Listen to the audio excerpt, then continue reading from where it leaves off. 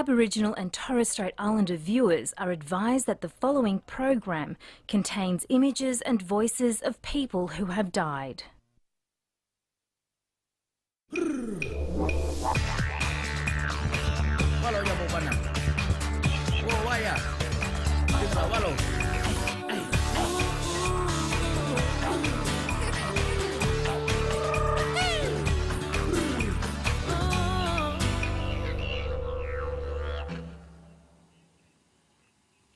Hello, I'm Miriam Corowa. Welcome to Talking Stick. The Native Title Act came into being 17 years ago. Since then, more than 1,500 claims have been lodged by traditional owners. Following the landmark Mabo and Wick High Court decisions, claimants, courts, governments and the Native Title Tribunal have all had to navigate the thorny and contentious territory that is native title. In the business of deciding where native title exists and negotiating rights over lands and waters, there have been successes and failures. But the question remains, has native title lived up to expectations, and are Indigenous Australians in a better position today than they were before Mabo? Well, to talk about this, we have Graeme Neate, President of the National Native Title Tribunal. Monica Morgan, a Yorta Yorta woman from the Murray River. And Kim Hill, Chief Executive Officer of the Northern Land Council in the Northern Territory. But first, before we get into our discussion today, let's recap some of the important developments affecting native title and land rights around the country.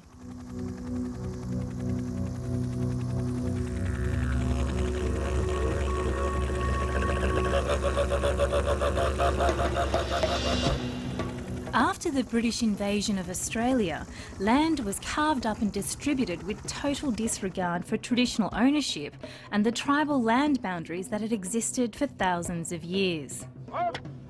Australia was allegedly terra nullius, an empty land. While some first Australians, especially those in the north, managed to stay on or near their land, many were forced to move. We will legislate to give Aborigines land rights. Not just because their case is beyond argument, but because all of us as Australians are diminished, while the Aborigines are denied their rightful place in this nation.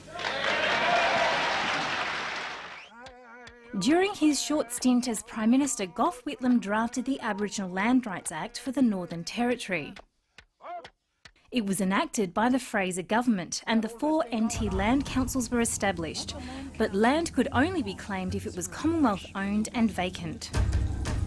When Eddie Mabo, David Passy and James Rice refused to accept that they and fellow Miriam people were not recognised as the legal owners of Mir Island in the Torres Strait, they created history.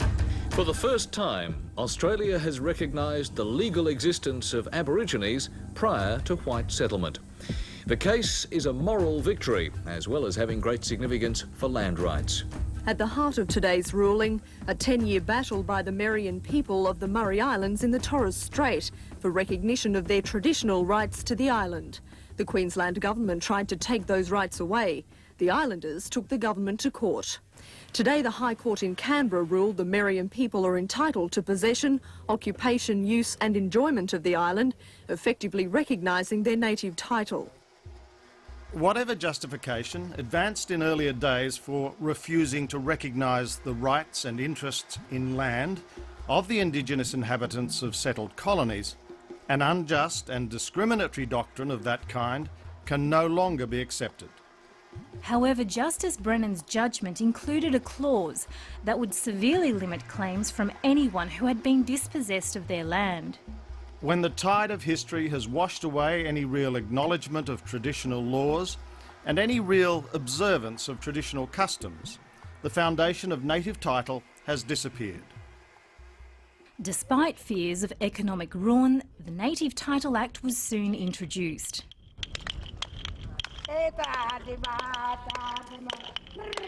4 years later, the Wick decision found that native title could coexist with pastoral leases. I strongly believe that the spirits of the ancestors were with me, and I was doing it for my people of the past, now and the future. and I'm a proud woman today of Cape York. This alarmed some people, especially graziers. Don't believe this fear-mongering that says native title claimants can throw you off your property. They can't. We will never, ever allow that to happen. Prime Minister John Howard amended the Native Title Act with his 10-point plan. The Yorta Yorta people on the New South Wales-Victorian border had been among the first groups to lodge a claim after Mabo. 8 years and a High Court appeal later, their claim was rejected. The court confirmed an earlier judgment that the Yorta Yorta people had failed to establish a continuous connection with the land. They have stolen the land, they have taken our minerals and our wealth, they have taken our children. You can put it in tea, coward. You've already taken the cost from our people. You're not getting a cent. In the past 16 years, there have been 128 native title determinations by courts. 91 cases found that native title exists, while 37 found that it did not. In 2008, the Blue Mud Bay claim went to court and became another landmark case. It's been described as the Mabo ruling of the sea. And to the people of Arnhem Land, it's no less significant. There are processes for settling claims out of court through mediation with assistance from the Native Title Tribunal. Today there are 400 Indigenous land use agreements in place. They cover more landmass than successful native title determinations. Graeme, as someone with extensive experience in this area, can you tell us, in terms of your perspective, whether native title is actually delivering what you believe are the best possible outcomes for Indigenous Australians? Well, native title's delivered very fine outcomes for many groups. There have been more than 90 determinations that native title exists, and for groups from areas as far north as the Torres Strait, across northern Australia, Kimberley, Pilbara regions, right down to the Gunditjmara people in southwestern Victoria, people have had their native title recognised, and sometimes over most, if not all, of their traditional country. We've had determinations over areas as large as 70,000 square kilometres of land. So for those groups, native title has delivered recognition that they are the traditional owners of the land and given them legal rights in relation to those areas of land and waters. For other groups whose claims have yet to be determined, they've entered Indigenous land use agreements, and there are some benefits to them under that. But I think it has to be recognised that the Native Title Act will not deliver direct benefits to all Indigenous groups throughout Australia. For a range of historical and legal reasons, many groups, perhaps most Indigenous people, won't get direct benefits from the Native Title Act. But that shouldn't diminish the advantages and benefits that have been recognised for those groups who have succeeded in their claims already and will succeed in the years ahead. And unfortunately there are those groups that don't succeed in their claims, and of course Yorta Yorta people had an unsuccessful native title decision handed down in 2002. And Monica, how are the Yorta Yorta dealing, I suppose, with the wake of that decision, and have there been alternative ways around that for traditional owners, traditional or Yorta Yorta owners? I think at the commencement there was anger and disappointment and disillusionment that the Mabo decision in its essence at the beginning had a promise of a lot more of delivery, and of course we've had successive governments who have whittled away, and of course we had the Native Title Act come into place, and that has a lot of flaws in it. But that doesn't take away from the fact that Yorta Yorta still believe and continue to believe that we are the traditional owners of our country, and that we will continue to occupy and possess our country in our own traditional manner.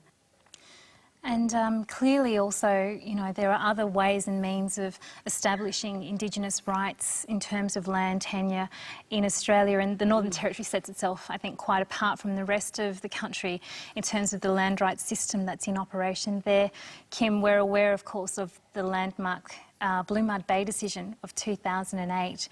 Can you take us into a little bit of a discussion about what that's actually delivered for people in the Northern Territory and how that's currently, you know, being negotiated?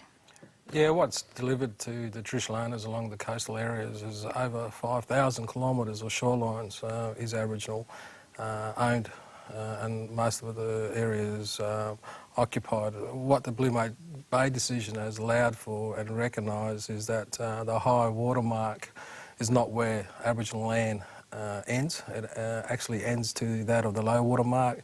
Therefore, the question is and was, well, who owns the resources when the tide comes in? And the Territory Government appealed, along with some of the commercial and no doubt the recreation fishermen and their representative bodies appealed and supported the government in appealing that decision. Therefore, there was a decision then came back from the High Courts which more stated that the fisheries management aspect, resources, is a responsibility of the Territory Government. We're in current negotiations. Traditional owners have agreed for the extension of 12 months of negotiations, so we issue permits for commercial fishermen and they're monitored by the Territory Government. And because most of the area is on actual Aboriginal land, people are still required to ascertain permits to enter onto Aboriginal land. What traditional owners are wanting is vertical integration in regards to employment opportunities. We know that the Territory Government promotes very strongly that the recreation fishermen and that field provides a lot of money into the Territory economy. So we're looking at establishing ourselves for the long term, not just the regulation and people entering our waters, but importantly, employment opportunities. We run a very successful sea and land ranger program, so we're looking at no doubt expanding that. Graeme, can you just explain for us what the difference is between land rights and native title? The statement by Mr Whitlam at the start of this program gives us half of the answer. He said we will legislate to give Aboriginal people land rights. And land rights laws are about governments creating opportunities for Aboriginal people to either be given title to land or to make land claims over certain areas of land. And the government of the day decides which areas of land can be claimed or granted and what it is that people will get. Native title recognises what Indigenous Australians already have and have inherited from their ancestors way back before the British Crown asserted sovereignty. So native title is not something that is a creature of the law of Australia. It's not something that governments or courts can grant. It is the recognition of what Indigenous people already hold because they and their ancestors have kept their traditional laws to their traditional lands.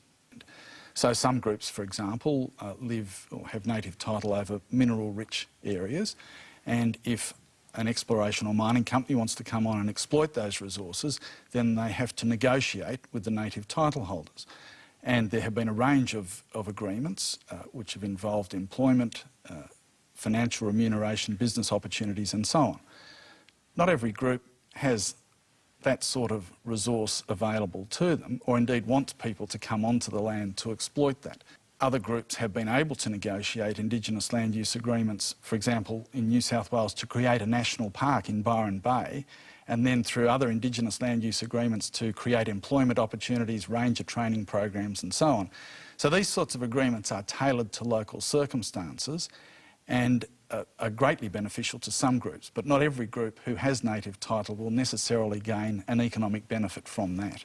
And clearly there are those who don't even have native title recognised in the case of the Yorta Yorta, and I'm intrigued to ask you, Monica, in regard to that. I know native title, when it was first being drafted, was supposed to be part of a package of strategies, and within that there was to be an Indigenous land fund and also a social justice package. Well, I think we're still waiting for the social justice package.